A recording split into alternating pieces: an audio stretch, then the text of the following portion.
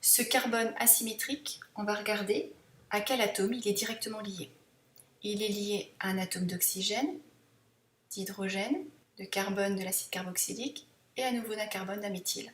Selon la règle de Canigol-Prelog, on va attribuer une priorité conformément à la règle des numéros atomiques décroissants. L'atome de numéro atomique le plus élevé sera classé premier. C'est l'oxygène, on lui attribue la lettre A. L'atome de numéro atomique le plus faible est l'hydrogène, on lui attribue la quatrième position, la lettre D.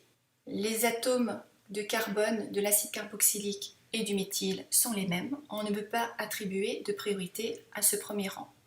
On va regarder au deuxième rang à quel atome est lié l'atome de carbone de l'acide carboxylique.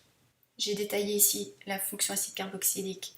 C'est comme si l'atome de carbone est lié à un oxygène doublement par le carbonyle et encore une fois un oxygène par l'hydroxyle. L'atome de carbone du méthyle est lié à 3 hydrogènes. Je vais comparer les numéros atomiques à ce deuxième rang. Je compare ainsi l'oxygène et l'hydrogène. L'oxygène a le numéro atomique le plus élevé. On peut attribuer la priorité 2 à l'acide carboxylique et la lettre B. Et le méthyle est donc priorité numéro 3, la lettre C.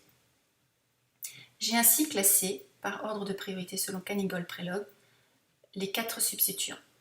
Pour déterminer la configuration, on oriente la molécule de telle façon à placer le substituant de numéro atomique le plus faible à l'arrière, ce qui est le cas ici, et on va regarder quel est le sens de la flèche curviligne en passant de A vers B, de B vers C.